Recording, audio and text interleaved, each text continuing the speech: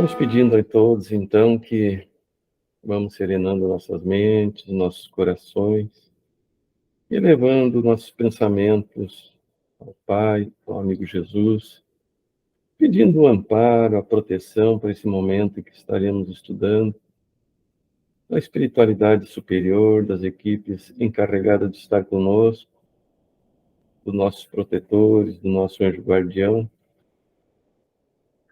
dizendo, então, ao Senhor que dignai-vos a nos acolher favoravelmente a nossa prece, que vos dirigimos em nosso favor, e dos que nos assistem, fazei-nos entrever as vossas divinas luzes através do estudo de hoje, que ele nos torne fácil o caminho da felicidade eterna, permitir que os bons espíritos que nos tenham transmitido as vossas palavras, os vossos pensamentos, permitir que esses ensinamentos libertem-nos de todo o orgulho, do egoísmo e da vaidade, que aprendamos a não lamentar, e do Mestre, que saibamos esperar com resignação o momento da nossa união no mundo mais feliz, onde nos precedeste. Sabemos que a vossa separação, ou que a nossa separação, é apenas momentânea, e que por mais longa que nos pareça, sua duração acaba diante da eterna felicidade que Deus promete aos que se espiritualizam. Que a bondade do Senhor nos preserve de fazer qualquer coisa que retarde este instante desejado, poupando-nos assim a dor de não encontrar, ao sair do nosso cativeiro terrestre. Nós não esquecemos de Ti, que os nossos pensamentos não cessem de nos manter unidos, e que o Teu nos siga e nos ampare sempre. Que assim seja. Tudo bem, pessoal, então, o nosso evangelho de hoje, Marilene vai fazer para nós, é no capítulo 13, que a vossa mão esquerda não saiba o que dá a vossa mão direita. Nós vamos ver os infortúnios ocultos, item número 4. Então, boa noite, queridos irmãos. Vamos ouvir o Evangelho e depois vamos comentar. Nas grandes calamidades, a caridade se manifesta e vêem-se generosos impulsos para reparar os desastres, mas, ao lado desses desastres gerais, há milhares de desastres particulares que passam despercebidos de pessoas que jazem sobre um catre sem se lamentarem. São a esses infortúnios discretos e ocultos que a verdadeira generosidade sabe ir descobrir sem esperar que eles venham pedir assistência. Quem é esta mulher de ar distinto, vestida de maneira simples, mas cuidada, seguida de uma jovem vestida também modestamente? Entra numa casa de sórdida aparência, onde é conhecida sem dúvida porque à porta a saúdam com respeito. Aonde vai ela? Sobe até a mansarda, lá mora uma mãe de família, cercada de filhos pequenos. À sua chegada, a alegria brilha nesses semblantes emagrecidos. É que ela vem acalmar todas essas dores, traz o necessário, temperado com doces e consoladoras palavras, que fazem aceitar o benefício sem corar, porque esses infortunados não são mendigos profissionais. O pai está no hospital e durante esse tempo a mãe não pode bastar as necessidades. Graças a ela, essas pobres crianças não suportarão nem frio e nem fome. Irão à escola agasalhados, e o seio da mãe não secará para as criancinhas. Se há um doente entre eles, nenhum cuidado material a repugnará. De lá, ela se dirige ao hospital para levar ao pai algum consolo e tranquilizá-lo sobre a sorte da família. No canto da rua, à espera uma viatura, verdadeira loja de tudo que leva aos seus protegidos, que visita assim sucessivamente. Não lhes pergunta nem sua crença, nem sua opinião, porque para ela todos os homens são irmãos e filhos de Deus. Terminada a excursão, ela se diz: comecei bem o meu dia. Qual é o seu nome? Onde mora? Ninguém o sabe. Para os infelizes, é um nome que não revela nada, mas é um anjo de consolação. E à noite, uma sinfonia de bênçãos se eleva para ela até o Criador. Católicos, judeus, protestantes, todos a bendizem. Por que ela se veste de maneira tão simples? É que não quer insultar a miséria com o seu luxo, porque se faz acompanhar da filha adolescente é para ensinar-lhe como deve praticar a beneficência. A filha também quer fazer caridade, mas sua mãe lhe diz: que podes dar, minha criança, uma vez que nada tens de ti? Se eu te entregar alguma coisa para passá-lo aos outros, que mérito terás? Em realidade, eu é que farei a caridade, e tu que dela terás o mérito, isso não é justo. Quando vamos visitar os enfermos, tu me ajudas a cuidar deles. Ora, dar cuidados é dar alguma coisa. Isso não parece bastante? Nada é mais simples. Aprende a fazer obras úteis e tu confeccionarás roupinhas para essas criancinhas. Deste modo, darás alguma coisa vinda de ti. É assim que essa mãe, verdadeiramente cristã, forma sua filha na prática das virtudes ensinadas pelo Cristo. É espírita? Não importa. No seu lar é a mulher do mundo, porque sua posição o exige, mas ignora-se que é o que ela faz, porque não quer outra aprovação senão a de Deus e da sua consciência. Um dia, porém, uma circunstância imprevista conduziu até ela uma das suas protegidas, que lhe produzia obras. Esta o reconheceu e quis abençoar a sua benfeitora. Silêncio, disse-lhe, não digas nada a ninguém. Assim falava Jesus. É muito linda essa lição, não é? Nossa, daí procuramos o que fundamentasse. No nosso livro dos Espíritos, a questão 886, 887 e 888, temos comentários, inclusive, claro, dos irmãos luzeiros que responderam para Kardec, mas na 888 tem uma mensagem de São Francisco de Paulo.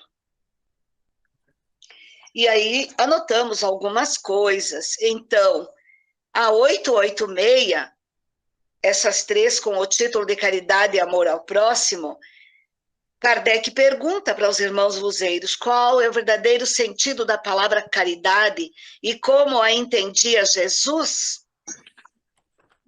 E eles respondem: benevolência para com todos, indulgência para com as imperfeições alheias e perdão das ofensas.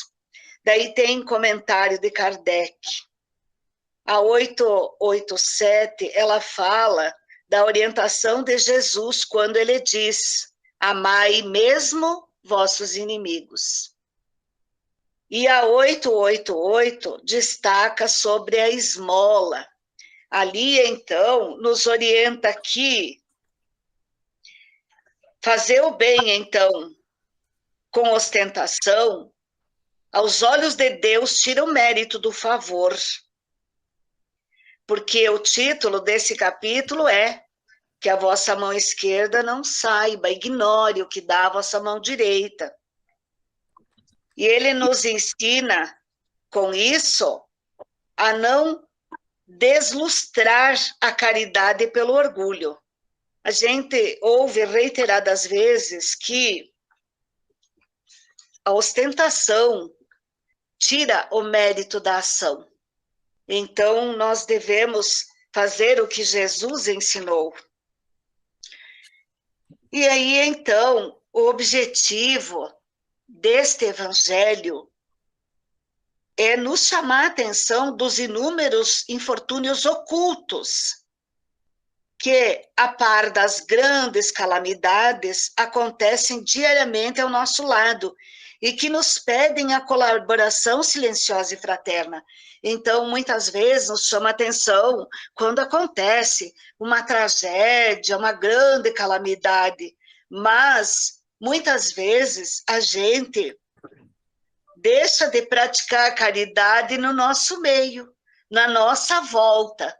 Por isso que a doutrina nos orienta sempre que a caridade ela deve começar na nossa casa, primeiro com os nossos.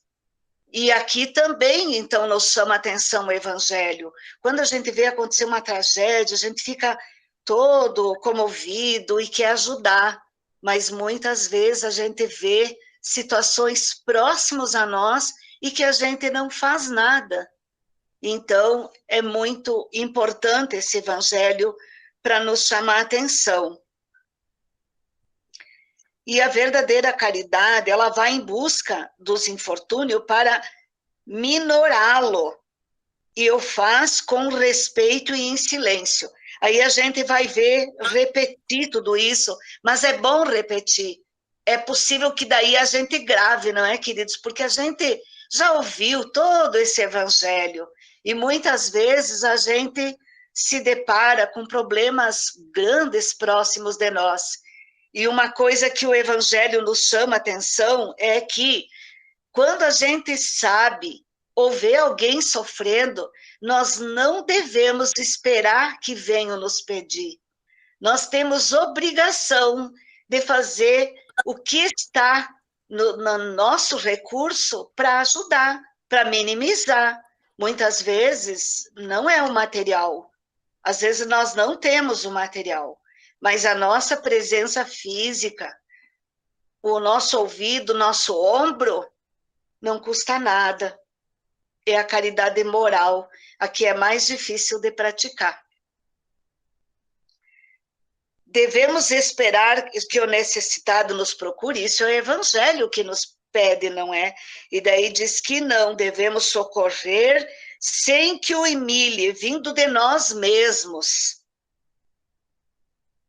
E daí nos fala sobre as características da caridade, a humildade, que nos leva a fazer o bem. Daí nos chama a atenção para a espontaneidade, que deve ser feito com naturalidade, originalidade, simplicidade e com desembaraço. Fazer o bem pelo bem. Com discrição.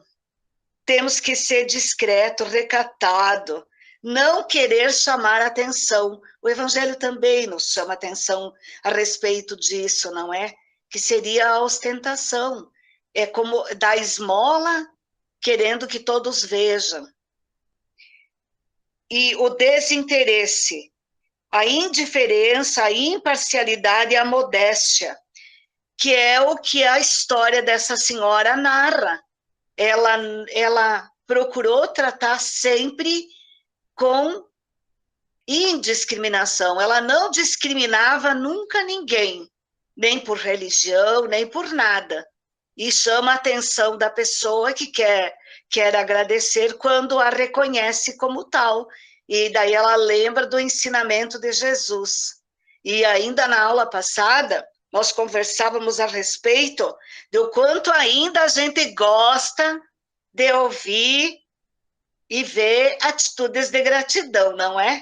Isso ainda é o nosso orgulho. E não fiquem tristes, todos ainda temos. O bom é que a gente está lutando para que ele diminua. A cada dia que passa, a gente vai aprendendo mais e procura ter noção da importância que realmente a gente tem. Nós temos importância no momento em que nós praticamos a lei de Deus e fazemos de acordo com a nossa consciência. Eu tenho certeza que os irmãos já ouviram que as paredes de um hospital é que ouvem as preces mais sinceras, e o momento que a gente tem consciência da importância que a gente tem é num velório. Não é verdade, queridos? Ali a gente vê o quanto a existência é fugaz e o quanto tudo que a gente lutou e fez era por empréstimo, é emprestado. Daí, quando a gente parte, eu sempre digo, a família muitas vezes se preocupa em pôr um manto lindo e tal, mas a gente pensa, é só para não mostrar nudez, claro, para cobrir o corpo, mas nada disso precisa, porque nada disso tem importância. Então, aqui nos chama muita atenção. E daí nos fala no amor ao próximo. E olha que foi nos ensinado há mais de 2000 anos. E a gente está aqui ainda lutando para praticar esse amor, porque a gente ainda ama como se ama neste plano, ainda muito interessados, né? Eu te amo se você me ama, eu te trato bem se você me trata bem, eu amo meu filho, meu marido, as pessoas que estão na minha volta, e olha as lições de Jesus. É para amar todos indistintamente. Ele nos deu lição de que ele é nosso irmão e que o nosso Pai é único, é o Pai de todos. E ainda nos chama a atenção de amar quem não gosta de nós. Essa parte aí não é muito fácil, mas ele diz que não é para aquele amor apaixonado, é para fazer prece pela pessoa. E a gente vê bastante sobre perdão e estuda bastante, mas daí muitas vezes ainda aqueles sentimentos menos dignos que está forte ainda em nós, a gente se magoa, fere o nosso orgulho, a gente fica emburrado um tempão, às vezes com as pessoas que a gente ama porque fazem alguma coisa que a gente não gosta. É bom a gente se autoanalisar, né, queridos? Mas eu sempre penso que apesar de a gente ter consciência disso, a gente também tem consciência de que a gente já mudou. A gente já mudou muito, graças a Deus. E, claro, ao nosso esforço, não é? E a prática da verdadeira caridade dispensa identificação do benfeitor e do favorecido. E é isso, a gente vê muitos exemplos de pessoas que fazem o bem, e não importa para quem. Às vezes a gente tem até exemplos, experiências incríveis de reencontro com pessoas do passado que magoaram a gente, e que bom que a gente, sabendo que a pessoa precisava, a gente foi socorrer. Isso já é Claro que um pequeno sinal de progresso, mas já é um progresso, com certeza. Já vivemos experiências assim, queridos irmãos, e eu acho que já compartilhamos com os irmãos.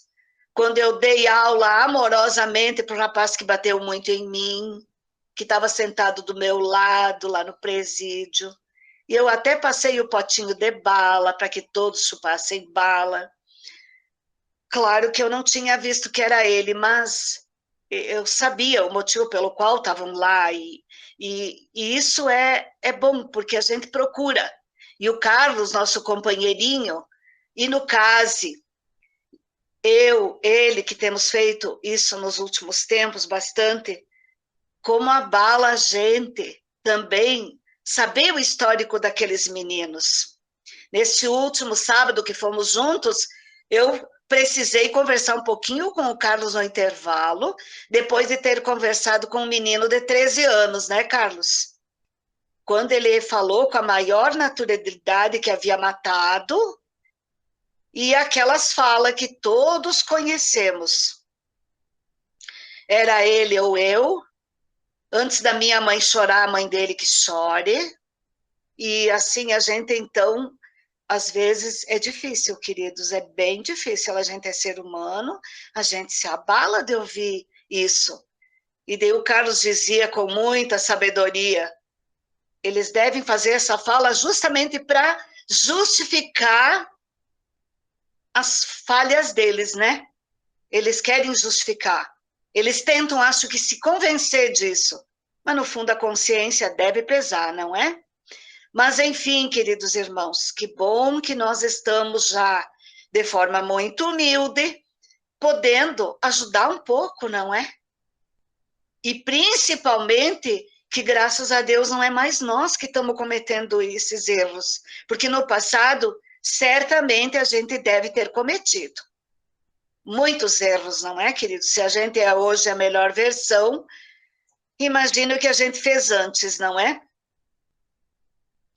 No exercício da caridade, cuidar dos trajes e dos gestos, para que não insulte e humilhe quem recebe. É verdade, é muito importante isso. Como eu vou visitar alguém num lugar humilde, de pessoas que não têm recurso ostentando? Não pode. A gente sabe que vai humilhar a pessoa.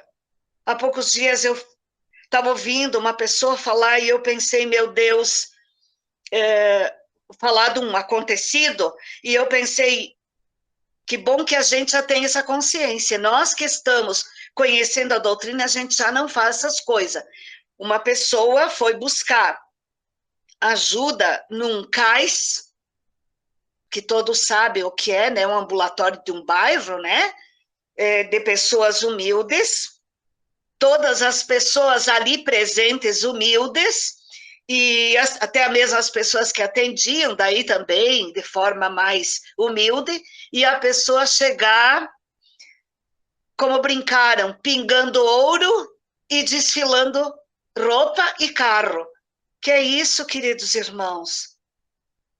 Que barbaridade! Eu até nem discuto se a pessoa está precisando no momento de ajuda, mas se veste de forma mais adequada, mas mais de acordo com como as pessoas vão estar vestidas lá. Claro que humilha, é horrível isso, mas enfim, nós estamos aprendendo e a gente já sabe disso. Eu sempre digo, quando eu trabalhava no CASE, o que me doía era estar. O Daniel também conhece, o Carlos tem nos acompanhado. Lá tudo é concreto e tudo é ferro. No inverno, aquilo é horrível de frio. Então, eu ia cedo para trabalhar, passava o dia, porque é longe, daí lecionava manhã e tarde. E para me vestir, aquela brincadeira era como uma cebolinha, né? Uma meia, outra meia, outra meia, uma calça, outra calça, uma blusa, outra blusa, um casaco, cheio de roupa.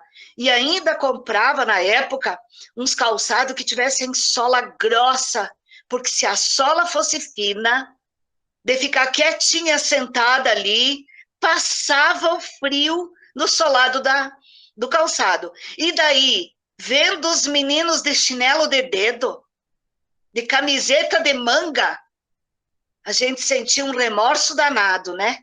Daí procurava sempre fazer a nossa parte.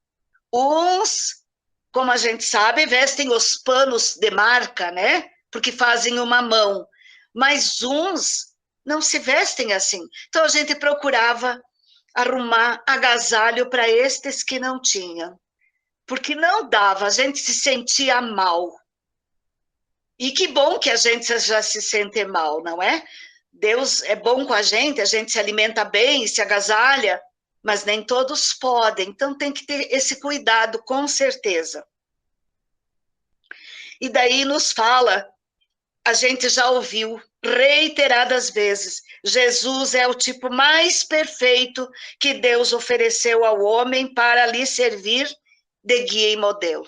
Nós vemos muitos exemplos bons no decorrer da nossa existência, no nosso círculo de amizades, e também temos exemplos grandes, assim como Madre Teresa, Irmã Dulce, Chico, o próprio Divaldo, mas modelo para nós é só Jesus.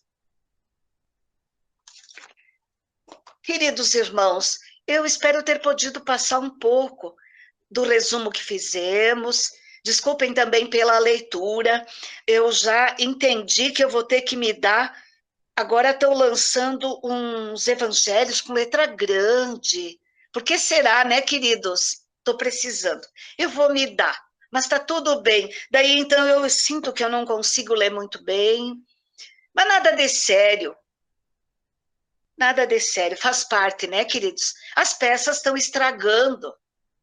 Ah, vou contar uma historinha. Pode, Daniel? Bem ligeiro.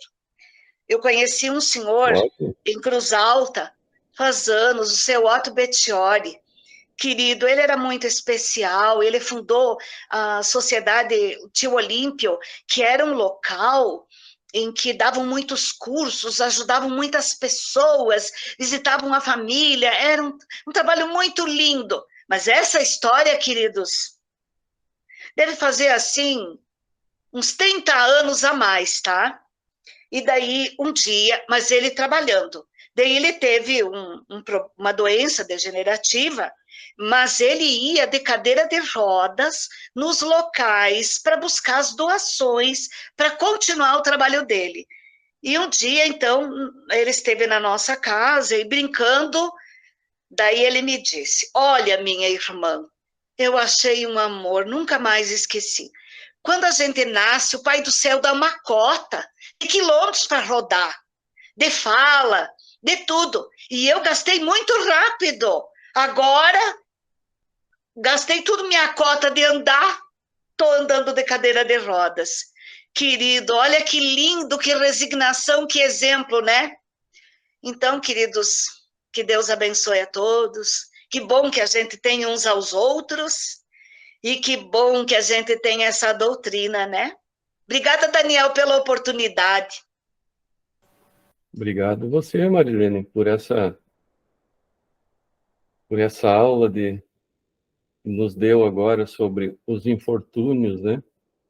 Mas, primeiramente, quero desejar a Tayane, então, boas-vindas, Tayane. Seja bem-vinda. Obrigada, pai. Boa noite a todos.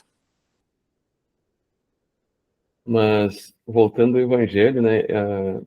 Todo o Evangelho, todos os itens são importantíssimos, porque eles vão se interligando, né? Então, a gente vai vendo a história, vai vendo tudo que se passa, né? Tudo é interligado, como quando fala, que a Marilene falou, né? Que graças a Deus nós já temos a doutrina, e a gente vê assim, como quando a gente fala, graças a Deus, a gente tem a doutrina, às vezes, algumas pessoas até nos interpretam mal, pensam que a gente tem um orgulho, né, de ter a doutrina. Não, nós somos conscientes que a doutrina veio nos trazer o esclarecimento que nos faltava em relação ao Evangelho. Nós, o que a doutrina nos diz quando se reconhece o verdadeiro espírita? Não é porque nós já somos lindos, maravilhosos, perfeitos. É pelo nosso esforço, pelo esforço que a gente está fazendo pela nossa transformação, pela nossa melhora, pela nossa autorreforma. Então, é o esforço que nós estamos fazendo, e não porque já estamos perfeitos, mas a gente já consegue trabalhar pela nossa melhora. Isso é muito importante. E isso independe da religião, se é espírita, se é evangélico, se é católico. Qualquer uma dessas religiões, nós podemos trabalhar pela nossa reforma, não é? Porque todas pregam o bem, todas pregam a busca da nossa melhora, né? Então, cabe a nós entendermos a mensagem que nos está sendo passada. Todos têm conhecimento do Evangelho, dos Testamentos, né? Mas, muitas vezes, nós ainda não temos essa capacidade de entendimento. E como é interpretativa, nós interpretamos um pouco a nossa forma, né? E quando a Marilene estava falando, eu fiz um retorno ao passado, como se diz. Conforme a Marilene ia falando, vinham vindo flash da minha vida no passado. Inclusive, é interessante, quando eu busquei uma mensagem para hoje, o título da mensagem é passado. E aí, agora, eu ouvindo a Marilene falar, eu comecei a lembrar dessa mensagem, como ela se encaixa no que a gente está falando aqui, nos infortúnios ocultos. E a doutrina espírita me deu uma oportunidade de aprendizado muito grande. Eu tive a oportunidade de participar do que se chama roteiro fraterno, né, na Casa Espírita. E aí é que entra esses infortúnios ocultos. É quando a gente visita os lares. Então, eu tive a oportunidade de visitar muitos lares. Foram alguns anos trabalhando, participando, vamos dizer assim, desse grupo de atendimento fraterno nos lares, nos hospitais, nos asilos. Então, a gente vê tanto infortúnio que está ali oculto, que não está exposto ao público, né?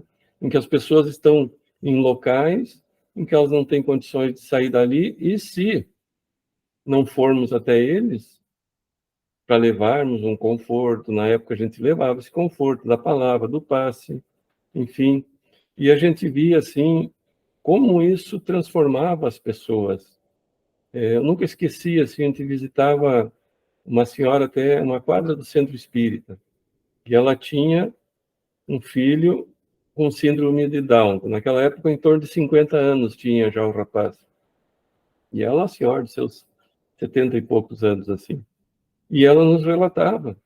Ele era, assim, gordinho, e ele parava como a gente assistindo aqueles documentários sobre os gorilas, e me lembrava muito. Não pela cor, mas pela posição que ele sentava. Ele sentava, assim, com as mãos no chão, com as pernas cruzadas, igualzinho, assim, e extremamente irritado e violento.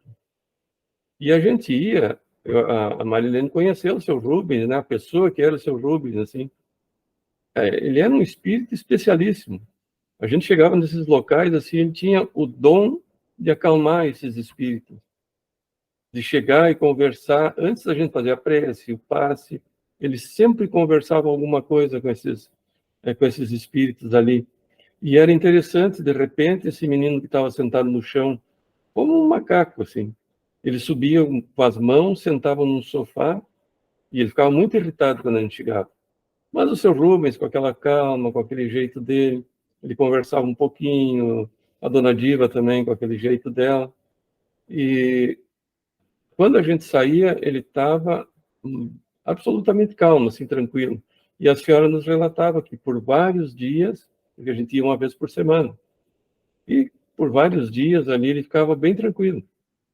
Então, olha como o poder da prece, da oração, do passe, o acompanhamento que a gente tinha da espiritualidade, né? Porque quando a gente realiza um trabalho em equipe, assim, nós temos uma equipe espiritual de alto nível, vamos dizer assim, que nos acompanha para eles trabalhar. Nós somos apenas os intermediários, né? Então, quem vai estar realmente fazendo o trabalho maior são os espíritos. E aí eu via, por exemplo, chegar em lares onde a pessoa tinha um poder aquisitivo grande, familiares médicos, a pessoa com Alzheimer, na mesma situação que aquele que vivia numa condição humilde estava. Os dois ali sem reconhecer mais ninguém, numa cama. É claro que a diferença era o tratamento que se recebia, um e outro, porque um não tinha condições e o outro tinha muitas condições. Mas a condição daquele espírito era a mesma. Estavam numa cama, já não entendiam mais nada, não respondiam. Era um sofrimento para a família, né? Então a gente vê que nesse momento nós nos nivelamos. E isso era o que essa pessoa aqui do Evangelho fazia. Ela procurava se nivelar em condições, vamos dizer assim, materiais, para não ofender. Porque ela ia visitar os lares mais humildes, os lares mais simples, né? E às vezes nós não nos damos conta. Quando nós fazemos uma caridade ou doamos algo, aquilo que nós doamos, que nós fazemos, e muitas vezes pensamos que estamos fazendo, não pode ser de forma ofensiva para a pessoa, né? E às vezes não nos damos conta disso. E às vezes nós queremos nos livrar daquela pessoa que veio nos pedir algo, que veio conversar. E como a gente falha, assim, porque nós somos muito imperfeitos. Claro que nós estamos nessa jornada dessa nossa reforma, é claro. Mas eu vejo assim, ontem foi segunda, eu estava em Balneário Camboriú. E a gente estava sentado num daqueles bancos ali entre a praia e a avenida. E olhando o movimento, as pessoas passando, os carros bonitos, essas coisas, e vem uma pessoa vender algo. Só que para me vender esse algo, essa pessoa foi me contar uma história. E a gente, como a gente falha, digo, poxa, por que essa pessoa não só me vende sem contar a história? Mas a pessoa precisava desabafar, né? E aí, quando a pessoa estava conversando, e que me veio esse primeiro pensamento, opa, o que é isso? Será que eu não aprendi nada ainda? Né? A pessoa veio ali me vender algo e precisava ter aquela conversa comigo. Né? Então, a gente vê como de repente, a prova é aquela prova que a gente fala que já está pronto para a prova. Quando a gente vai para a prova, como a gente ainda está com esses equívocos tão entranhados, como é difícil, às vezes, a gente conseguir combatê-los, né? E aí a pessoa falou ali, mas daí eu consegui, né? Tipo, parei um pouquinho. O que eu estou fazendo na doutrina espírita? Eu já quero me livrar da pessoa aqui, se a pessoa, na verdade, talvez ela nem o vender para ela é o depois. Ela precisa dessa conversa, que alguém a escute, né? Então, como nós temos que nos policiar, né? É orar e vigiar. Como nós temos que vigiar nossos pensamentos, as nossas atitudes. E a gente está aqui uma vez por semana estudando isso, mentalizando isso. E muitas vezes nós falhamos, mas nós estamos no caminho, porque a repetição é como a gente diz, é o treinamento. Eu estou treinando para fazer o bem. E de tanto treinar, um dia eu vou fazer esse bem sem pensar. Hoje eu preciso pensar. Eu tenho que ouvir essa pessoa, eu estou aprendendo isso, mas amanhã eu vou ouvir sem pensar. Porque é a repetição.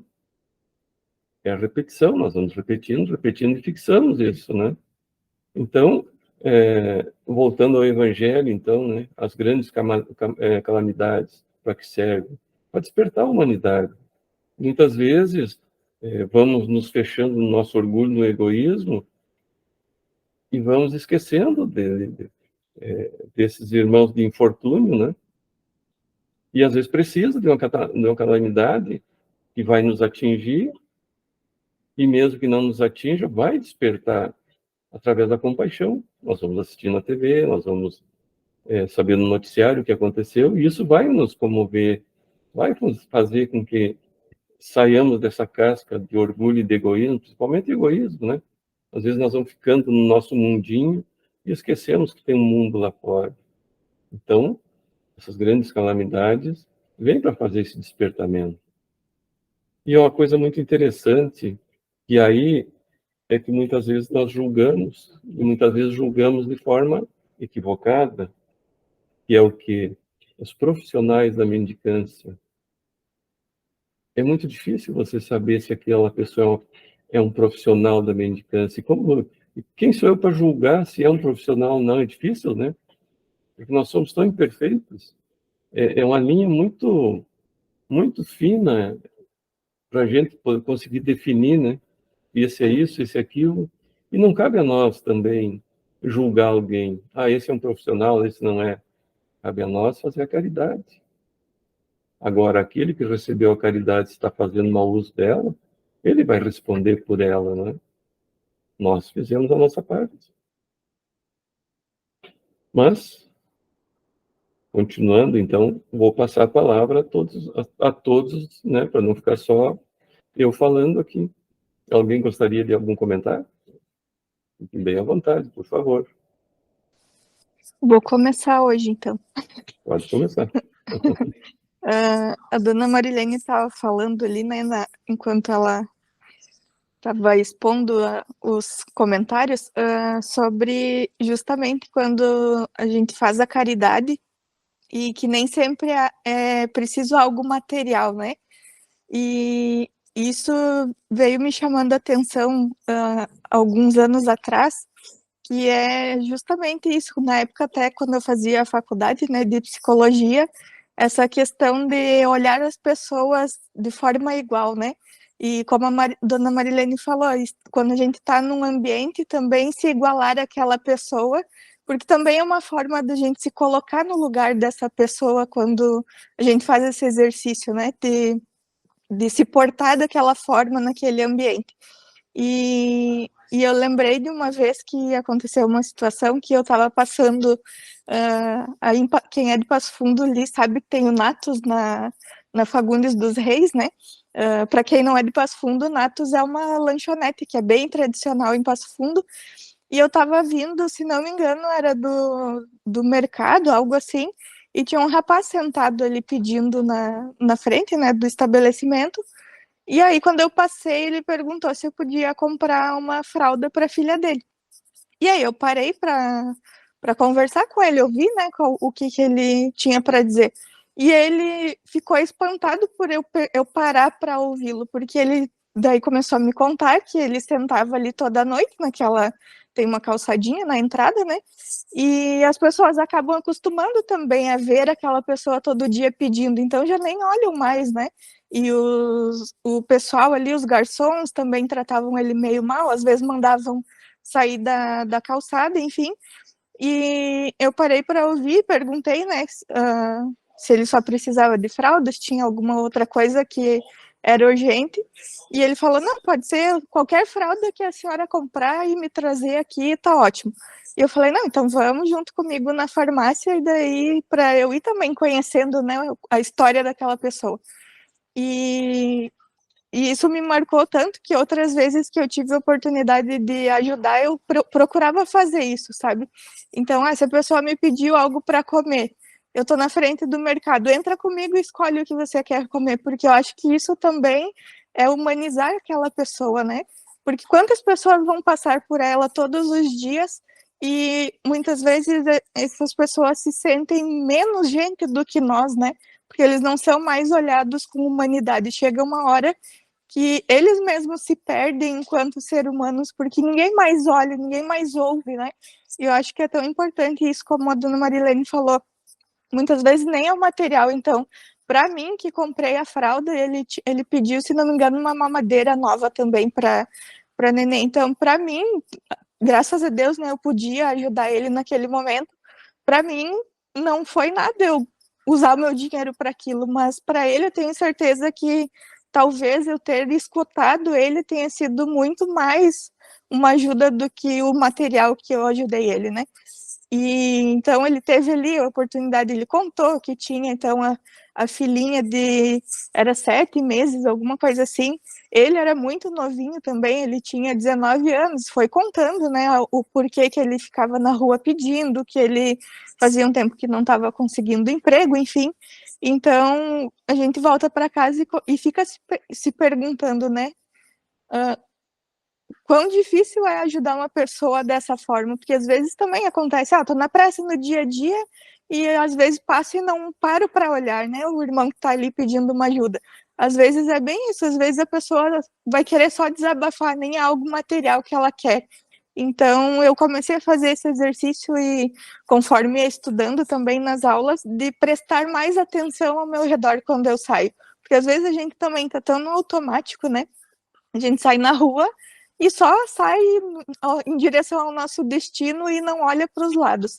Então, fazer um pouco esse exercício também de olhar para o lado, e é claro, a gente não tem condições de ajudar todo mundo como gostaria, né? Mas eu acho que só de quando a gente pode oferecer um ombro também, né? Ver que a pessoa pede uma ajuda. Hoje eu não tenho, eu tô sem dinheiro. Sei lá, sair sem a carteira, mas de repente mostrar o interesse pela outra pessoa. Acho que é muito importante para nós também entendermos que a caridade às vezes não é aquilo que a gente espera. Não precisa ser algo grandioso em termos de um volume material, né? E sim a atenção que a gente dá para outra pessoa, ela se sentir acolhida e principalmente enxergada, né? Porque as pessoas acabam se tornando invisíveis. Até tem uma página na internet, tem no Facebook, que é São Paulo Invisível. Não sei se alguém já viu. Eles fazem um trabalho que é conversar com as pessoas na rua. Claro, eles fazem as vaquinhas, ajudam, né, pessoas em situação de rua, mas eles contam a história das pessoas. Então é muito incrível de ler assim as histórias de vida que tem ali, pessoas que uma vez tiveram poder aquisitivo, por alguma situação da vida acabaram na rua, e é bem como o pai falou, às vezes a gente tem aquela ideia pré-concebida de quem está na rua, né? Então, tem um ser humano ali que passou por questões de algo muito difícil para estar numa situação de rua. Ninguém vai querer morar na rua porque é bom, né? Então, acho que às vezes também a gente acaba sendo egoísta e pensando e julgando mesmo, né? Que nem o profissional da mendicância. É exatamente isso. Quem sou eu para julgar? Eu não sei o porquê que essa pessoa está ali na rua. Ela pode até tá contando uma história triste e nem ser tudo isso, mas eu não sei. A história dela pode ser triste também para ela numa proporção que eu acho que é pouco, mas para ela é muito. Então, acho que quando a gente para também para ouvir as pessoas, como a gente aprende, né, a olhar e a enxergar de verdade o outro como ele sendo um ser humano que merece tanto quanto nós, né, não importa a posição que ele estiver, e eu vejo muito, assim, também como hoje em dia tem os famosos que eles vão lá para a África, né, então é bem como a dona Marilene disse, às vezes não faz dentro de casa, mas aí eles vão lá, viajam o mundo para mostrar que estão ajudando alguém, mas podiam ajudar quantas pessoas no próprio bairro, né? Porque se nós olharmos para o lado, sempre vai ter alguém precisando ali na esquina. E é como o pai disse, né? A aprovação, a prova está ali quando a gente sai da porta da nossa casa, nem quando sai, né? Já está dentro de casa. Então, para ajudar o outro, está tão pertinho da gente e às vezes falta esse olhar nosso, né? Essa sensibilidade de ver que a gente tem a condição de ajudar, e é como o pai e a dona Marilene falaram, graças a Deus, né, a gente tem a doutrina aí para nos mostrar que se a gente olhar para o lado, sempre vai ter condições de ajudar alguém, nem que seja com um bom dia, às vezes pegar a mão, né, pegar a mão da pessoa, dar um bom dia, olhar nos olhos dela, já é algo que pode mudar a vida da pessoa, né, dela sentir que ela é um ser humano que também merece ser olhado. Então, era essa minha contribuição para a noite de hoje. Muito bom, Breno. Muito obrigado por nos trazer todas essas informações que vão, com certeza, nos auxiliar nessa nossa caminhada. Fátima, não sei por que, mas estou com a impressão que você quer nos dizer algo. Vou tentar falar que hoje eu fiz um procedimento na boca, mas graças a Deus consegui entrar na reunião. Então, os infortúnios ocultos são as dores pessoais que acontecem, que cometem, né, o irmão próximo a ti, seu vizinho, parentes, conhecidos e colegas de trabalho. Talvez até percebas a dor alheia, mas que, de certa forma, pensas em não se envolver pelo simples pensamento. E isso não é problema meu. Aí reside a mudança, pois prestar auxílio a essas dores ocultas que acontecem a todo instante ao nosso redor é seguir os passos que nosso Mestre Jesus nos ensinou, fazer o bem de forma fraterna. A verdadeira generosidade se faz presente através da caridade, que é o verdadeiro caminho a seguir. Jesus nos deixou como aprendizado que a palavra caridade é benevolência para com todos, indulgência para com as imperfeições alheias e perdão das ofensas. Isso aí. Muito bom, Fátima. Mas como é difícil, né, nós termos indulgência com os defeitos alheios, nós temos com os nossos, né? Mas com os dos outros é bem mais difícil. O nosso nós desculpamos sempre. Carlos, podemos te ouvir, Carlos? Olha, Daniel, eu acho que vocês já colaboraram muito com muita com a essência, né, dessa mensagem, que para mim é uma das mensagens mais lindas do Evangelho, segundo o Espiritismo. Eu gostaria de frisar a questão do exemplo dessa mãe, né? E a preocupação dela em relação a transmitir esse conhecimento, essa educação para a filha, né? E aí eu me lembro, como pai, hoje os meus filhos são crescidos, mas me lembro que propaguei muita teoria. Deveria ter usado mais o exemplo da prática, né? Mas a gente continua caminhando. E eu vejo que essa é a preocupação dela, né? De trazer esse ensinamento, de estimulá-la, né? De realmente fazer aquilo que o São Francisco dizia, né? Ó, vai e divulga o Evangelho. Se necessário, usa as palavras, né? Então ela praticava. E isso foi muito bom, foi muito bonito, né? E como é importante a gente reconhecer os nossos irmãos menos afortunados hoje, né? Porque, como frisaram vocês antes, muitas vezes eles são invisíveis. E provavelmente nós já passamos por isso. Será que a gente vai continuar com essa ideia? Fazer de conta que está tudo bem? Né? Então, são oportunidades que a gente tem aí para fazer alguns resgates e avançar um pouco, né, nessa questão da caridade. Isso aí. Verdade, né, Carlos? Tu tocou nesse ponto quando ela ensina a filha, né? Que o que ela estava fazendo era ela, né? O que a filha estava fazendo? Então, ela mostrou para a filha o que a filha tinha que fazer também.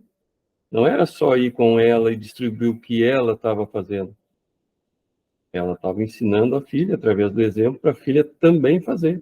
Costurar uma roupinha para as crianças, alguma coisa, né? Então, olha a importância da gente ensinar pelo exemplo, né? E realmente isso é difícil. Pelas nossas imperfeições, sempre é mais fácil falar do que fazer, né? Isso não é exclusividade de um ou de outro, de quase todos nós, né?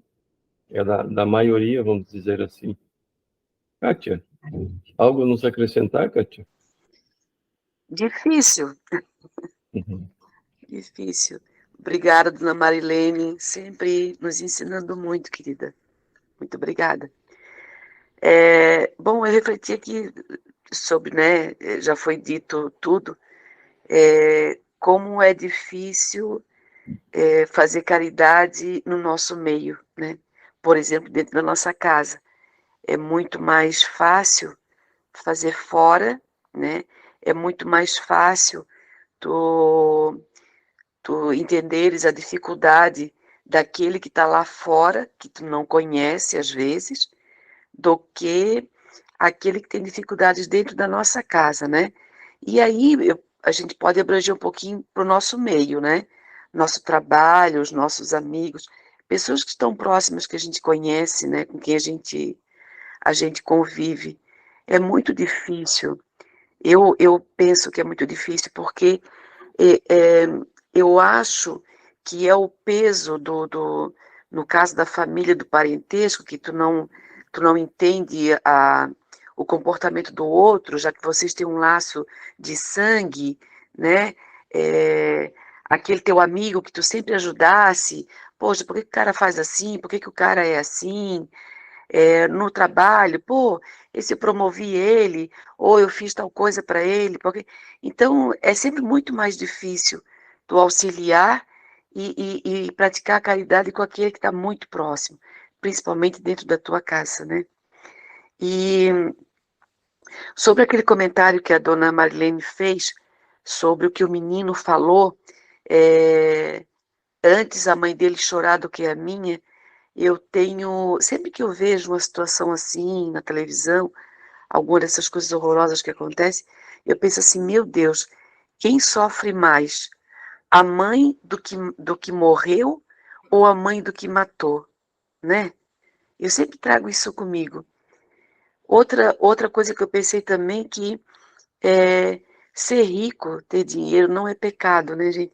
Agora, o uso que se faz do dinheiro é que importa, né?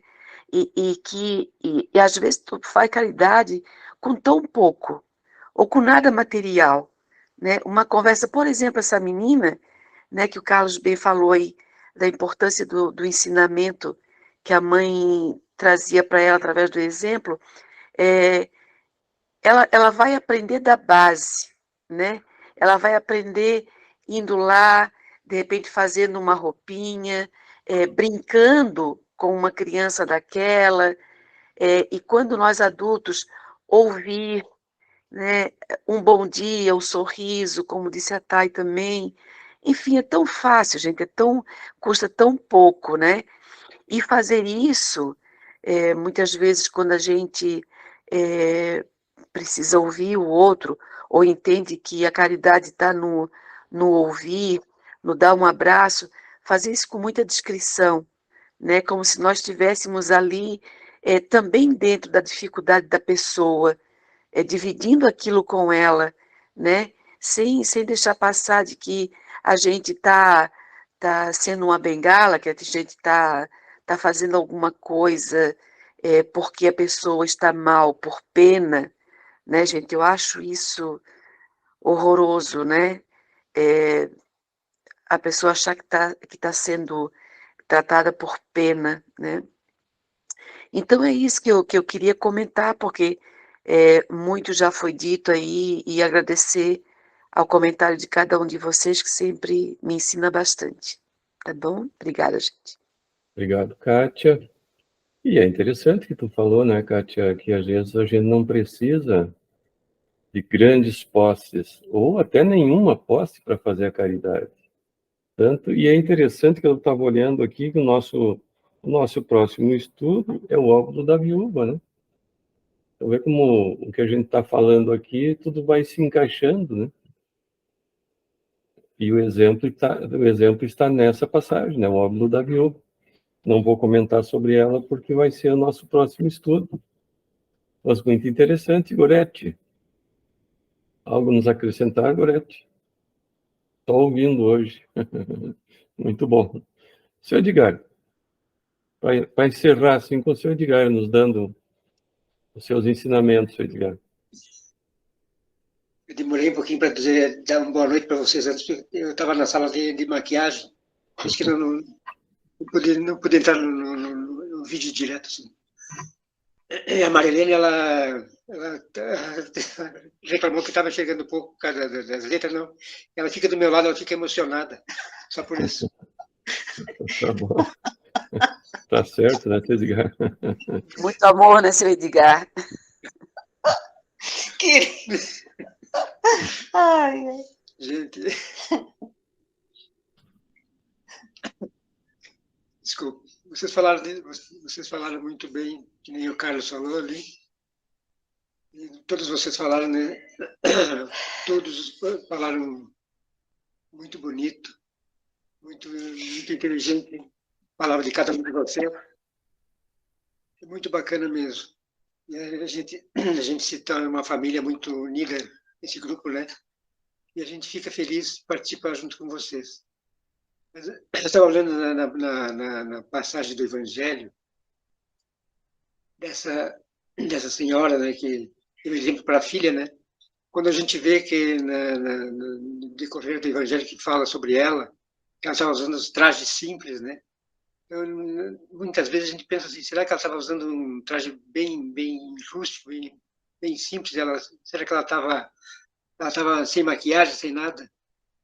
Essa senhora, ela usava roupa simples, mas a estirpe dela era uma mulher bonita, bem ajeitada, bem limpinha sempre, né? Para dar um exemplo por dentro e por fora. A roupa simples, mas a parte dela, a parte material do corpo dela, físico dela, sempre bem ajeitadinho, bem arrumadinho, para dar um exemplo também. Não precisa se jogar, né? Para ser simples, para ser pobre, tem que se jogar. Ser relaxado não pode ser assim também, não. Ela dava exemplos, 2 exemplos, na vestimenta e na parte corporal dela também. É muito interessante isso aí que ela fez, né? Dá um exemplo para a filha dela. São muitos exemplos que falam sobre a caridade, né? Que a caridade verdadeira mesmo é o amor em movimento. A caridade verdadeira é o amor em movimento. Quem pratica a caridade verdadeira mesmo leva o amor no coração. É o amor em movimento. Essa caridade especial que nós tentamos passar, né? A caridade, muitas vezes a gente fala essa caridade com a gente mesmo também, não cuidando da nossa saúde, não cuidando da nossa maneira de pensar, de agir. Muitas vezes nós nos equivocamos, a gente faça com a caridade com a gente, né? Se você não fizer caridade com você não se amar, você não pode amar o outro, nem fazer caridade para o outro, como tem que fazer. É muito interessante isso aí também, né? E as oportunidades surgem em cada segundo das nossas vidas para praticar caridade. Ouvir uma pessoa, nem a menina, minha filha A Thay. Tá aí falando sobre a atenção dada para as pessoas, né? A gente está no ônibus tem pessoas às vezes aflitas que saiu de casa do trabalho no ônibus, pensando no filhinho que está doente em casa, está tenso, sentadinho ali. Se você chega e dá uma batidinha no ombro dele, tudo bem, bom dia, boa tarde, boa noite, né? Ajuda bastante, quebra um pouquinho daquela tristeza dele, né? Nos hospitais que a gente pode ir, que nem o Daniel falou que visitava os hospitais, a gente também foi muitas vezes nos hospitais. Nesses infortúnios que eles têm vergonha de vir para a sociedade pedir, nesses infortúnios que a gente, quando possível, a gente encontrar, né? Essas pessoas, procurar essas pessoas. Isso é muito importante. E a Kátia estava falando assim, qual é a mãe que sofre mais, né, Kátia? Qual é a mãe que sofre mais? Em várias passagens de mães, essas não são mães, são anjos travestidos de gente na terra. Tem mães, nem aquela mãe da Inglaterra, né, que no interior, numa ilha perto da Inglaterra, um assassino matou a família dela, né, a família do filho dela. No dia do velório, ela se posicionou na frente de todo mundo, na cidade pequena, 400 pessoas na cidade, uma ilhazinha pequena, e ela pegou na mão da mãe do assassino e ergueu a mão para cima e disse assim, gente, essa mãe aqui está sofrendo tanto quanto eu. O meu filho deve estar bem, e o filho dela está morto-vivo. tem que passar por essas penas. Então, a gente vê, existem pessoas caridosas assim, praticam a caridade verdadeira, né? Então, todos nós temos condições de fazer isso.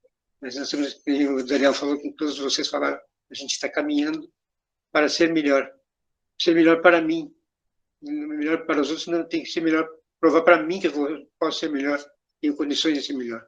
O dia que eu provar para mim que eu sou melhor, poder mostrar pelo exemplo, né? Pelo exemplo mesmo, mostrar para as outras pessoas, através do meu exemplo. Ele diz que a palavra ajuda, mas o exemplo arrasta, né? Isso aí. Bom, seu Edgar, excelente. E o senhor falando ali, né, da pessoa do evangelho que fazia caridade, que era uma pessoa asseada, se cuidava, mesmo com roupa simples, dava para ver que era uma senhora distinta. Eu fiquei lembrando de um texto, até eu coloquei no nosso grupo, no WhatsApp e também no grupo do Face, do Adolfato Tiago Roosevelt, né, o nome dele, onde ele fala sobre, é uma pergunta que é o título, né, se aquela casa espírita é humilde. As pessoas confundem humildade com falta de cuidado, com sujeira. E ele relatando que alguns centros espíritas que ele foi, as pessoas com um copo quebrado, com sujeira no chão, com banheiro sem limpar, com paredes sujas, mofadas, isso não é humildade. Isso é falta de cuidado, não é? Porque o centro espírita, isso vale para tudo, não? Ele falou sobre a casa espírita especificamente desse texto, que ali podia ter as pessoas se reunirem, fazerem uma pintura, passarem uma vassoura no centro, limparem, lavarem. Uma pessoa pode trazer um copo, outra pessoa pode trazer outra. Então, o centro continuaria humilde, mas asseado, com cuidados, né? Então, nós podemos... a falta de cuidado conosco, com o nosso corpo, não quer dizer humildade, mas falta de cuidado, né? Nós vamos continuar sendo humildes, mas com cuidados. Não vamos vestir roupas finas, não vamos nos perfumar, mas vamos estar bem cuidados, né? Então, eu não esqueci da Eliane. Eliane, algo a nos acrescentar?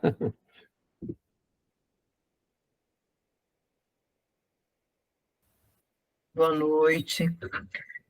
Eu já, ouvindo ali a Marilene, nossa, é fantástico, né? A gente aprende muito com ela, meu Deus. Mas deixa eu compartilhar com vocês uma experiência que eu tive aqui em Balneário Camboriú. Na minha rua, tem uma padaria, né, bem na esquina ali da Avenida Brasil. Sempre tem um pessoal, assim, pedinte, por ali, esperando, né, receber alguma coisa. E um desses rapazes me chamou a atenção porque ele ficava deitado com uma plaquinha, estou com fome. Uma plaquinha de papelão, sabe, escrito, estou com fome. E aquilo me tocou, sabe, quando eu li aquela placa e tal, vim em casa e eu tinha comida em casa, peguei, fiz uma marmitinha para ele e levei. Ele botei do lado, que ele estava dormindo, né? Botei do lado, quando ele viu que eu me abaixei ali para deixar, ele levantou a cabeça, agradeceu. Eu fiz isso por umas 2 vezes, assim, que eu passei e ele estava com essa placa. E agora, onde eu encontro ele, assim, toda vez que eu passo ali pela avenida, ele olha para mim sorrindo, me cumprimenta, sabe? Eu sinto, assim, um prazer tão grande de cumprimentar ele também, sabe? Assim, ele nunca pediu nada, sabe? Mas, assim, toda vez que passa, é que ele, quando ele me vê, assim, ele abre um sorriso, é bom dia ou boa tarde. Nossa, aquilo me marcou bastante, né? E nunca pediu nada. Então, assim, são coisas tão pequenas, né, que a gente pode estar fazendo para as pessoas e que é tão gratificante, como a gente se sente bem com isso. No restante, acho que vocês já falaram tudo, né? É isso por hoje. Muito bom, Helena. Mas realmente esse teu depoimento nos leva a uma reflexão, né? Quando a gente faz o bem, faz a caridade, o primeiro beneficiado quem é? Somos nós, né? Quando a gente faz de coração, como isso nos faz bem, né? Em que eu não me pediu e eu senti aquela vontade, aquela necessidade de fazer algo por aquela pessoa. Como isso nos deixa bem, né? E eu vejo assim, eu vou no mercado aqui, sempre tem alguém ali na frente. E eu vejo assim, se a pessoa não... Às vezes eu vi ali uma senhora com uma criança vendendo balinha, não é? Vendendo balinhas para poder juntar o dinheiro dela para comprar algo para comer. Eu nem comprei a balinha dela, nem disse nada para ela. Eu trouxe alguns todinhos, algumas coisas ali para aquelas crianças comerem, tomarem, né? Porque a gente analisando quanto ela vai conseguir juntar vendendo aquelas balinhas ali. Ela não pediu nada, só me ofereceu as balinhas para mim comprar, né? Então eu não preciso esperar ela me pedir, porque nós sabemos que ela está necessitada, que ela está ali com duas crianças, não tem para quem deixar, não tem quem cuide para ela, né? Por isso estão junto com ela ali. E isso nos traz essa satisfação quando nós fazemos a caridade sem olhar para quem, sem esperar a pessoa solicitar, né? Então isso, o primeiro beneficiado sempre somos nós, né? Então, pessoal, eu acho que nosso estudo de Evangelho, acho que por isso era hoje. Alguém tem mais algo a acrescentar para encerrarmos? A nossa imagem, todos estão vendo esse belo lago ao anoitecer, com a lua ali brilhando nas águas. Todos estão vendo a imagem?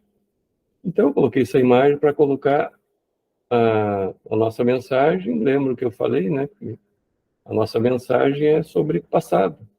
E é interessante como nós voltamos ao passado para exemplificar os nossos infortúnios, né, da nossa mensagem de hoje. Por isso que é interessante como a gente vê, como nós somos inspirados, porque eu sempre digo, eu já fiz o estudo do Evangelho mais de uma vez, então eu prefiro assim não estudar o Evangelho naquele dia que vai ser apresentado. Eu gosto de deixar ele ser apresentado e conforme vão surgindo os assuntos, vão me vindo também a inspiração de falar sobre isso, sobre aquilo. E as mensagens é a mesma coisa. Eu vou ali num livro, procurar uma mensagem e vou olhando várias mensagens, até que uma me chama a atenção. E quando me chama a atenção, então a mensagem não é para você, é para mim, né? E é interessante como ela fechou com o Evangelho, sobre tudo que nós conversamos, né?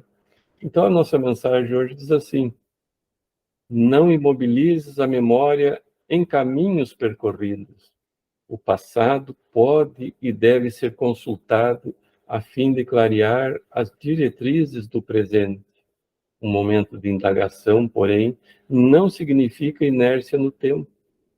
Ninguém estabelece o próprio lar por dentro de um museu. Então vejam que é interessante, né, nós não ficarmos com a nossa mente vinculada ao passado, porque o passado nós já vivemos ele tem que nos servir de exemplo sempre. Mas não podemos viver desse passado, viver dentro desse passado. É como diz ali no final, é como se nós vivêssemos dentro de um museu. Então, nós temos que consultar o passado, sim, mas apenas consultar. O que eu devo tirar de proveito dessa ou aquela lição em que eu vivenciei no meu passado? E procurar viver bem o nosso presente, por quê? Porque amanhã esse nosso presente vai ser o passado. E se nós tivermos uma boa vivência nesse presente, o nosso passado vai ser bom também. O nosso futuro vai ser melhor ainda, porque nós preparamos o nosso futuro vivenciando no presente, né? Então, ele está interligado. Passado, presente e futuro, ele está sempre interligado. No nosso presente, nós produzimos o futuro e deixamos um passado também de feitos bons ou não, que vão interferir no nosso futuro. Então, vamos viver o presente, um bom presente, porque nós sabemos que depois desse presente vai se tornar passado e vai influenciar lá na frente, no futuro, né? Eu vejo como tudo se interliga nesse nosso passado. Muito bem, pessoal. Alguém gostaria de fazer algum comentário sobre a nossa mensagem? Por favor, me auxiliem. Pode falar, Kátia. Eu vejo nessa mensagem a importância da gente canalizar a nossa energia para aquilo que deve ser feito, né? Não adianta ficar criando uma egrégora em cima do erro, da lamentação, né? Se não vai se consertar o que passou, né? Então, transforma toda essa energia, direciona ela para aquilo que tu tem que fazer, para aquilo que é correto fazer, daquilo que tu precisa fazer, né? Era isso. Exatamente. O André Luiz que tem uma mensagem que ele diz, né, que tudo tem um final feliz. Se não está feliz ainda é porque não chegou ao final. Então, vamos trabalhar para fazer esse final feliz. Presente é o nosso trabalho no futuro feliz, né? Vamos utilizar os exemplos do passado para fazer aquilo que nós nos equivocamos, agora fazermos certo nesse presente. Para que o nosso futuro seja bom e o nosso passado nos traga boas recordações também, quando nós formos lá no passado pesquisar, né? Mas ele deve servir como fonte de pesquisa, para que não se erre mais no presente, né? Mas alguém gostaria de algum comentário? Todos tranquilos? Todos prontos para a prova? Olha, eu quase, vamos dizer assim, eu semi-falhei numa prova segunda-feira. Eu quase ia falhando, mas consegui me recuperar tempo ainda, e ficar ouvindo a pessoa que queria me contar a história. Mas cheguei a pensar em sair dali, né? Então, a gente sabe que a prova vem, se a gente não estiver preparado, nós tiramos nota baixa. Eu não cheguei a rodar, mas tirei nota baixa. Fui para a recuperação. Muito bem, pessoal. Então, essa nossa mensagem, eu tirei lá do livro Caminhos, do Chico Xavier e do Emmanuel. Então, nós já concluímos a primeira parte do programa fundamental do módulo 1. Nós vimos o roteiro número 1, onde nós falamos, então, sobre todos aqueles personagens do passado. Então, novamente, voltando ao passado, para tirarmos as lições para o presente. Então, a doutrina espírita, nós vimos, teve que ter um preparo para poder vir a lume, né?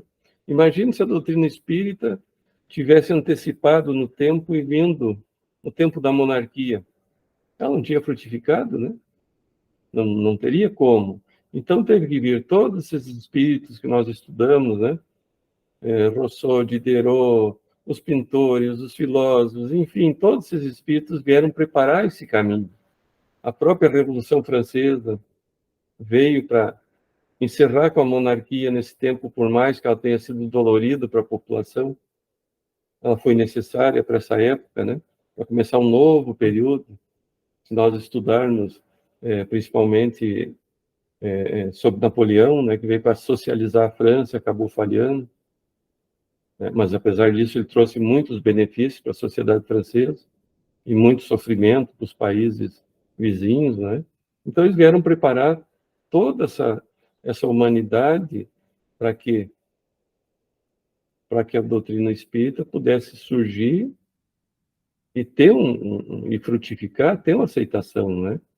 Então Kardec, durante esse período anterior ao nascimento dele, durante a vida dele, até ele se interessar então por essa parte espiritualista, né, foi com as mesas girantes, quando ele foi convidado então para participar de uma sessão onde uma médium investigava um espírito sem saber que estava falando com espíritos, né, porque a mesa é que respondia. Então Kardec teve todo um preparo pedagógico, né? Começou aos 50 anos a então ter essa introdução para o estudo do espiritualismo, então codificar a doutrina espírita. Então teve todo um preparo, nada é feito a priori, assim, sem um preparo anterior, né? A própria vinda do Cristo. Teve todos os filósofos, enfim, outros espíritos mais adiantados, né? Tivemos lá Buda, Confúcio, entre outros, que vieram preparar, então, a humanidade. Tivemos Sócrates, Platão, entre outros filósofos, todos vieram preparar o caminho para algo maior, assim como para a doutrina, que foi o Consolador prometido para o Cristo. Então, hoje nós vamos continuar ainda no programa fundamental do módulo 1, Introdução ao Estudo do Espiritismo, só que nós vamos começar hoje o roteiro número 2, Espiritismo ou Doutrina Espírita, Conceito e Objeto. Então, agora nós vamos, então, entrar dentro da parte da doutrina espírita, saindo da parte histórica, para o entendimento da doutrina espírita. Então, nós vamos ver o que nos diz esse conceito e objeto da doutrina espírita. O conceito de doutrina de espiritismo. Qual o conceito de espiritismo? Que conceito nós temos, né? Será que nós conseguimos entender de fato o que é o espiritismo? Então, o que diz sobre o espiritismo? Que o termo espiritismo, então, foi criado por Allan Kardec, pelas razões que ele mesmo explica na introdução do Livro dos Espíritos. Então, vejam a importância de nós estudarmos a codificação de Kardec, são 5 livros, né? E depois tem o 6º livro que ele é atribuído ali no título Allan Kardec, mas na verdade foram escritos dele que estavam nas revistas espíritas, né? Na verdade, o Obras Póstumas foi compilado por Pierre Lemarie, né? Foi um dos diretores depois de Kardec. Ele substituiu Kardec na direção da Revista Espírita e ele compilou o Obras Póstumas através de escritos de Kardec. Então, a revista retiradas, claro, das revistas espíritas editadas por Kardec. Então, por que esse termo é criado por Kardec? Porque nós sabemos que o espiritualismo já existia. Então, Kardec, para não haver confusão com o que já existia, ele criou esse novo termo. O espiritualismo já existia. Então, como era coisa nova, né, ele diz aqui, para se designarem coisas novas, são precisos novos termos, para não se confundir com esse espiritualismo que já existia. Porque senão ficaria a mesma coisa. Se Kardec chamasse de espiritualismo, né, a doutrina espiritualista dos espíritos. Então, como nos diz o estudo, ele diz assim que assim exige a clareza da linguagem para evitar confusão inerente à variedade de sentido das mesmas palavras. Porque do espiritualismo, todas as religiões são espiritualistas, né? Sabemos disso.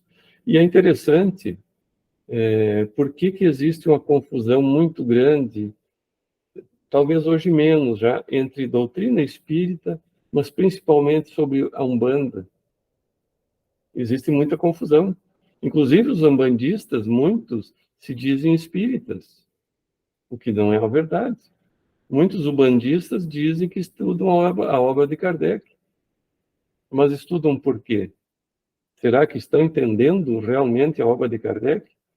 Que ainda continuam estudando Kardec, mas continuam como umbandista?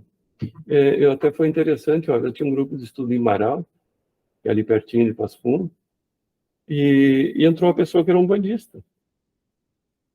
Só que ela queria me converter para Umbanda, né? Era interessante.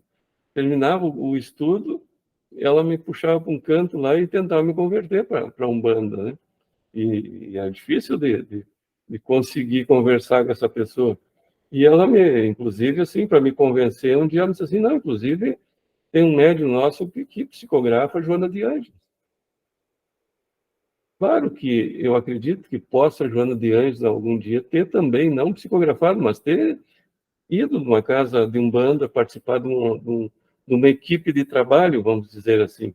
Mas qual médium da umbanda que teria condições morais, intelectuais, enfim, ele recebeu uma comunicação de Joana de Ângeles? Será que ele conseguia transmitir o que Joana de Ângeles quer nos passar com toda essa questão psicológica que ela utiliza, que nós, que somos espíritos, que estudamos, que lemos, achamos difícil a linguagem que ela utiliza?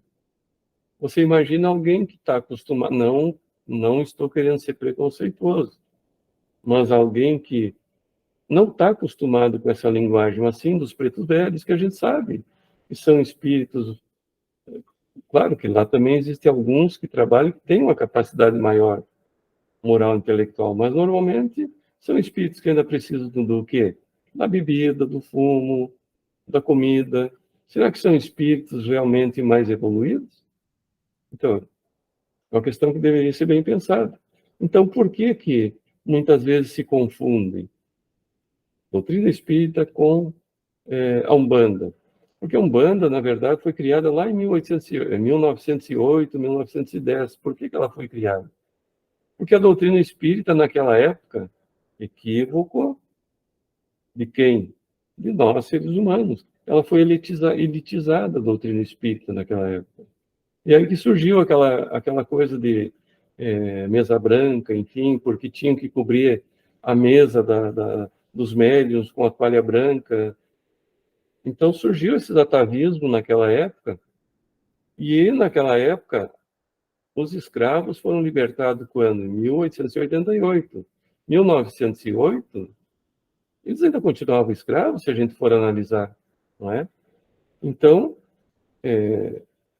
a doutrina espírita não deixava frequentar e até participar, vamos dizer, de palestras, de reuniões mediúnicas. Naquela época, a mediunidade era exposta em público, né? O negro, o índio, o pobre, existia esse preconceito. Então, um rapaz chamado Zélio Fernandino de Moraes, tinha 17 anos na época, ele era um rapaz normal, e de repente ficou tetraplégico, não movimentava braços e pernas.